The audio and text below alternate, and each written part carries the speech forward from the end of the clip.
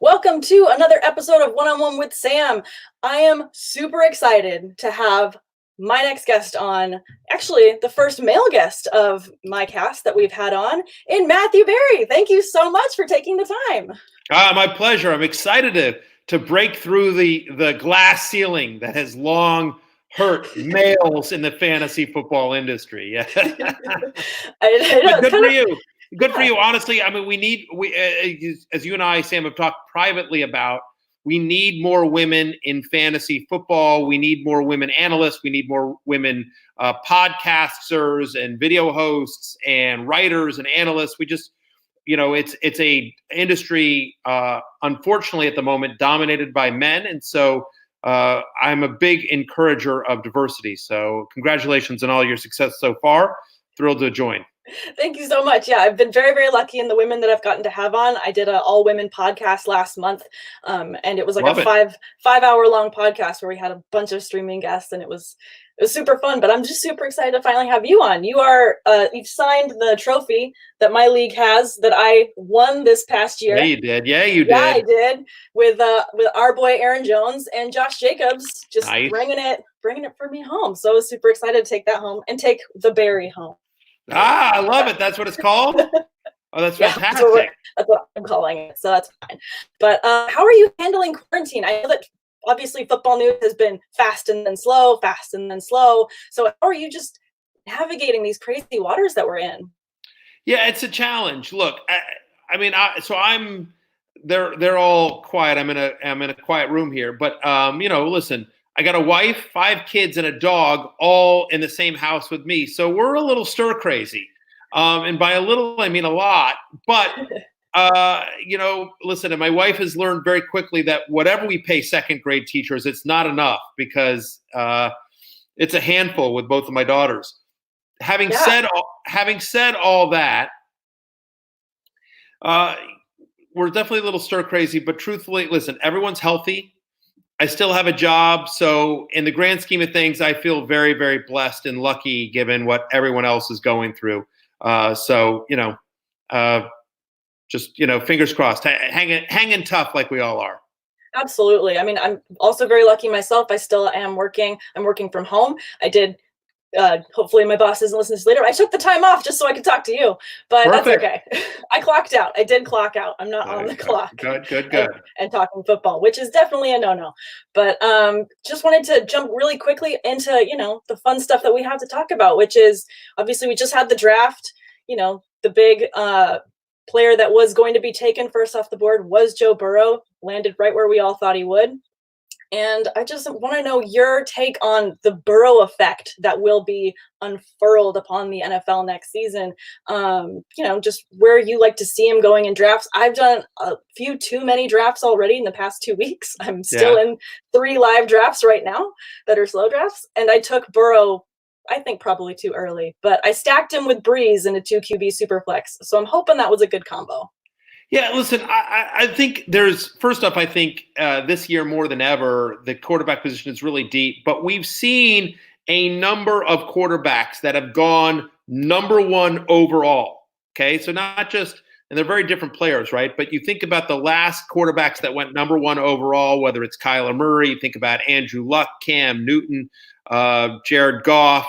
He wasn't great, but generally speaking, other than Jared Goff, the last 5 or so quarterbacks that were drafted number 1 overall of the NFL draft have finished top 16 at the position. Now, obviously, Burrow does not have the rushing ability of a Kyler Murray or a Cam Newton, but he's got the rushing ability of an Andrew Luck. Yeah. And so you think about the Cincinnati Bengals, 6th in pass attempts per game last year. They were 7th in pass percentage. It's a bad defense. They're going to have to throw. And so Joe Burrow, who's super accurate, right? 76% completion percentage last year, was the second best in a single season in FBS history.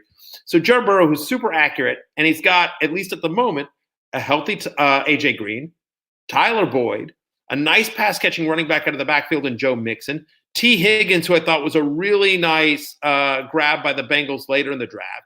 They have Auden Tate, who came on last year. We'll see if they get anything out of John Ross, but when he's healthy, he's made some big plays.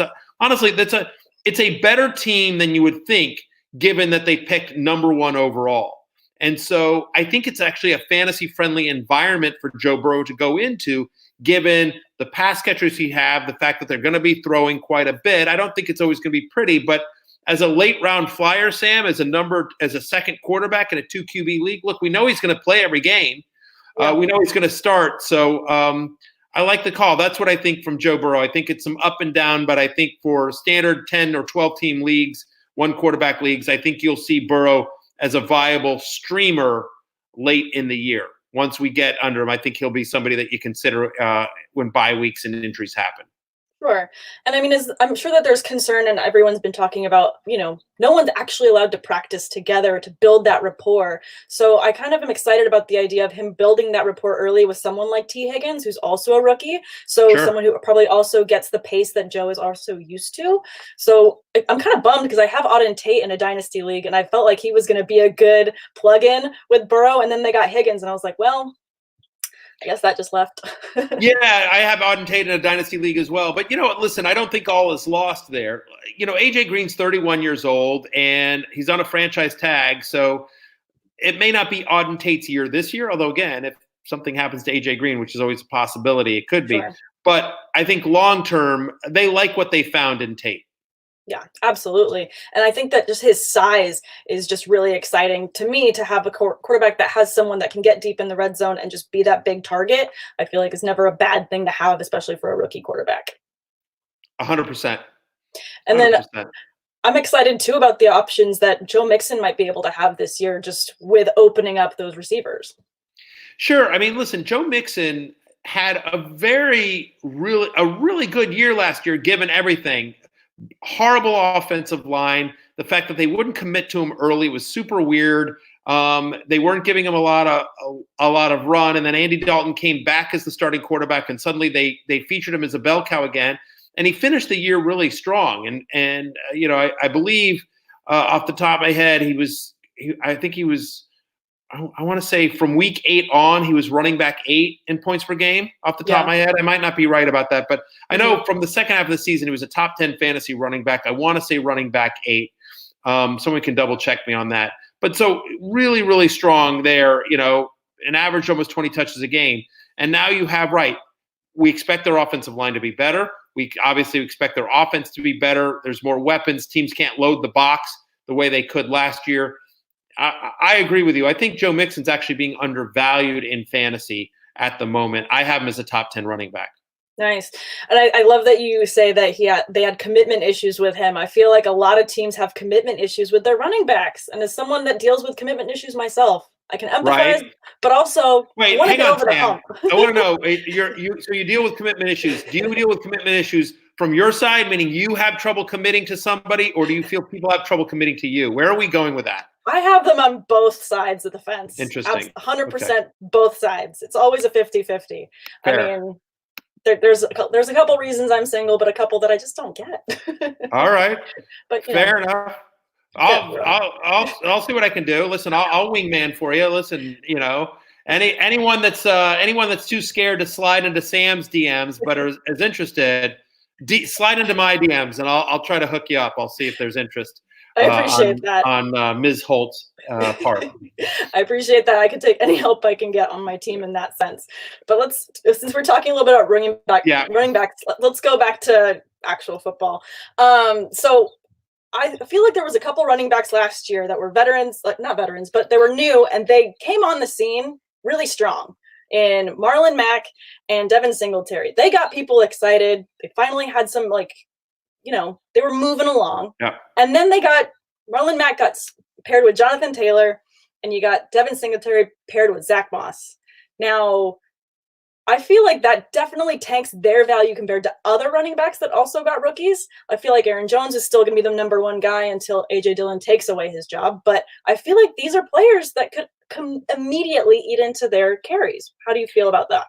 I completely agree, especially with Marlon Mack. I'm less concerned with Devin Singletary than I am with Marlon Mack. Let's talk about Marlon Mack, right? What does Marlon Mack need to be fantasy relevant? He needs volume, right? This is a guy who last year was 34th among running backs, minimum 100 carries, 34th among running backs in fantasy points per touch. he needs insane volume to be really effective. Maybe not insane volume, but he needs volume, right? This is a guy that got over 250 touches last year, okay? And even still, he was running back 23 in points per game. So now you think about what the Colts did this year. They draft Jonathan Taylor, who's one of the best red zone running backs to come out of college in a long time. Right, so you figure that, and they also signed a veteran quarterback in Phillip Rivers. Okay, so Phillip Rivers is not a guy that is going to want, he needs great pass protection. So my guess is Nyheim Hines remains the third down back. We saw that. So I think you'll see Nyheim Hines on third down. He's the best pass catcher. That's how Frank Reich likes to use him. Jonathan Taylor needs help in pass pro initially. That's the scouting report on him. Mm-hmm. So if you're saying okay, Marlon Mack, if Hines is going to remain the third down back because that's what Rivers prefers, that's what we assume, then you've got Jonathan Taylor and Marlon Mack splitting the early down work. Well, when they're getting close, who are they going to give it to? Are they going to give it to Marlon Mack or Jonathan Taylor? My belief is over the course of a year, maybe early on they give it to Mack because he's the veteran, but eventually, Jonathan Taylor's just too good. He's going to be the guy that they give it to when they get in close. So the touchdowns are going to Taylor, the receptions are going to Hines. Mack isn't getting the work. At best, he's splitting the early down work with Jonathan Taylor. And we just talked about he needs volume to be fantasy effective. I agree. I think this is a real death knell for his fantasy value. He's merely like a RB4-ish right now. I have it running back 49. So I even have him as a running back 5, because this is somebody that's also struggled to stay healthy. As for Devin Singletary, it's a concern, right? We thought that with Frank Gore moving on, maybe those 16 goal-to-go chances that Frank Gore last year got 16 goal-to-goal opportunities. And with Frank Gore out of the picture, we thought maybe that'll be Devin Singletary, because that was the thing missing from his game last year was the touchdowns, right? I mean, only had 4 touchdowns the entire year, despite the fact getting just under about 180 touches. Okay.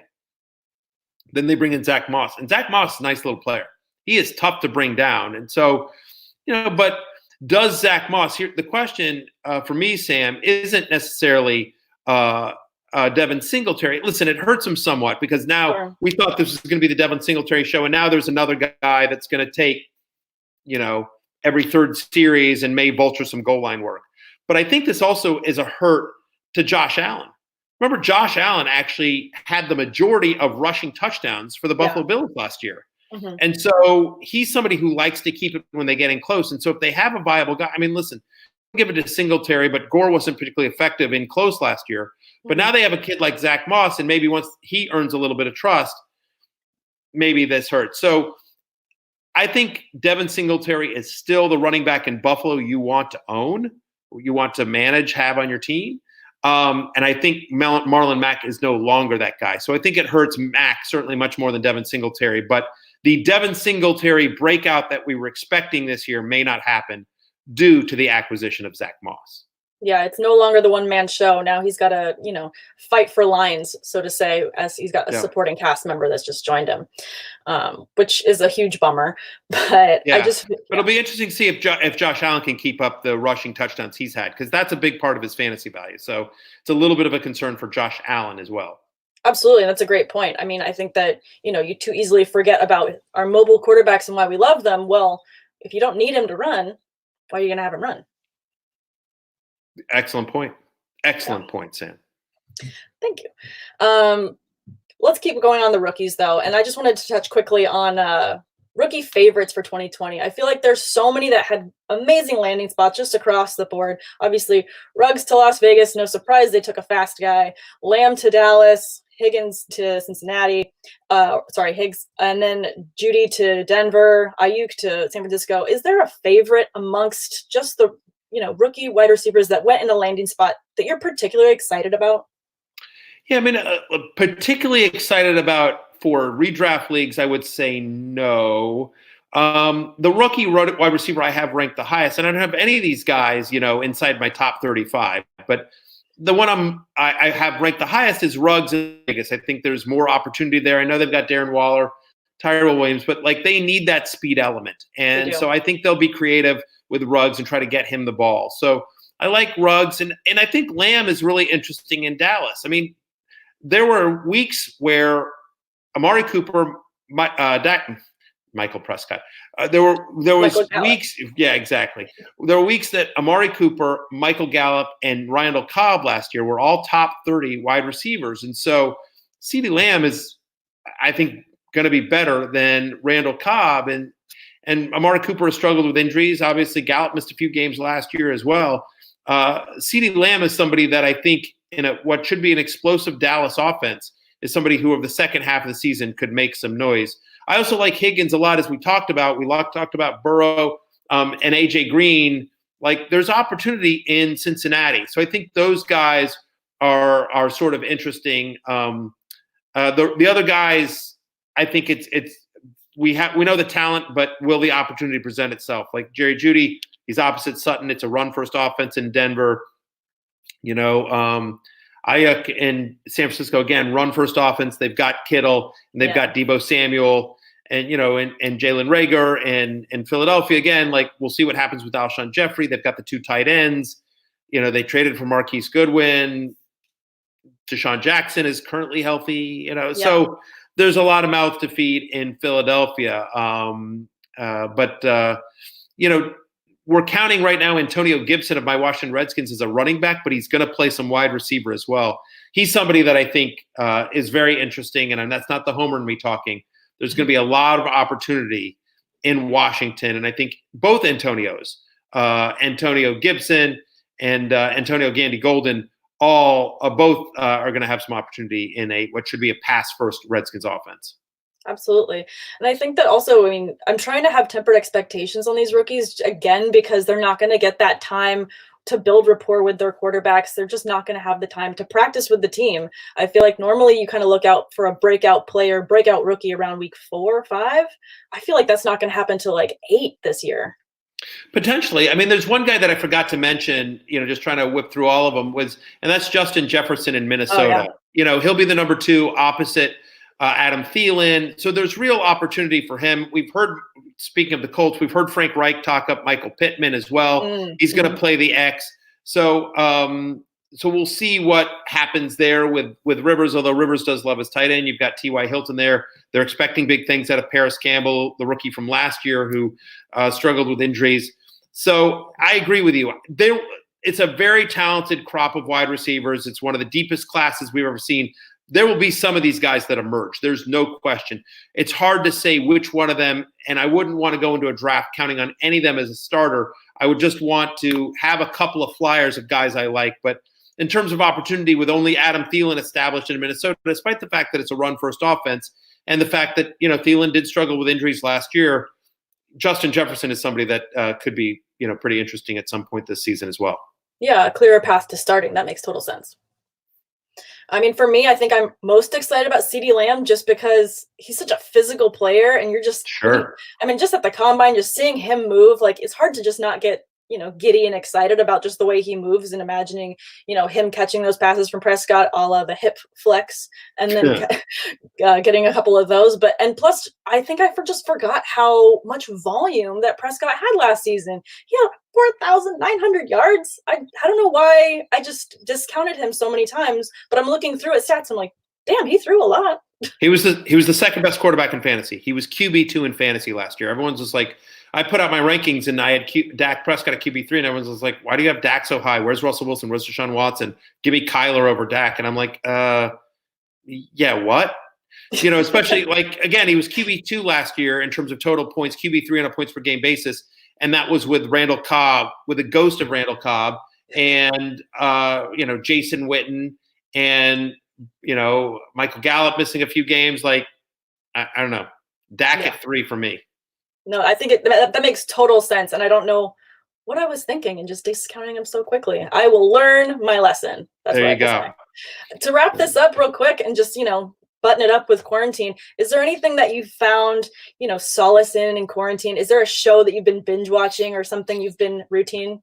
My wife and I have discovered Ozark, so we've been binging Ozark. We just started season 3 of Ozark, and we love it. So I'm really enjoying that. I was binging The Last Dance, and then my wife, who doesn't like sports, really. It's like, oh, I want to watch that. I'm like, you want to watch that? And she's like, that's the one with a basketball player, right? And yes, honey, yes, Michael Jordan. It's the one about Michael Jordan and the Bulls. Okay, I want to watch that. Everyone says it's really good. It is really good. And she goes, but she's like, all right, well, I want to watch that. I'm like, but I'm watching it now. And she goes, no, you have to stop. So like, I'm like 3 episodes in, and so now I have to stop. I have to rewatch the first 3 episodes with her and watch the rest of it. So I have to binge it with her. But we're not going to binge it until we're done with Ozark. So it's very fun. Listen, Sam, I will just say there are benefits to being single. I'll leave it at that. That's good to know. I can watch The Last Dance on my own accord. For me, exactly. I'm going through the Marvel universe. Like nice. I've already seen everything. I've seen it all. But I went and I found the Russo brothers, the canon in which you're supposed to watch it. So I'm going through that. I've got 6 movies left, which means I went through crazy amount. What was the last one you just watched? Where are you? I just watched Black Panther. You just watched Black Panther. So next up for you is Spider-Man Homecoming, or? Yes, I have it as the background on my phone so I don't forget. Oh my God, that's amazing. So what's up next for you? So you're up. So Spider-Man Homecoming, I would assume is next. Am I right on that? I'm doing that off the top of my head. Mm-hmm. And then Doctor Strange, Ragnarok, Ant-Man and the Wasp, and then the 2 Avengers movies, Infinity War and Endgame. Yes, and it's been an honor speaking to an agent of S.H.I.E.L.D. I just have to say that. So Thank you very much. Your time. Of course. I know that the world appreciates what you do as an agent of S.H.I.E.L.D. I appreciate that. Thank you, Sam. Hail Hydra. Oh God, that was too good. But thank you again for your time, and my best to the family and the kids. And guys, thanks for tuning in to another episode of One-on-One with Sam. And if you obviously could, please go ahead and hit subscribe. And if you want to catch another episode of me, you'll find that up there. So follow me at Samantha R. Holt on Twitter. And if you don't already follow Matthew Berry, you don't like fantasy football. So. I appreciate that, Sam. Continued success to you. I'm thrilled to see all the success you've had so far. Thank you so much. Have a great day.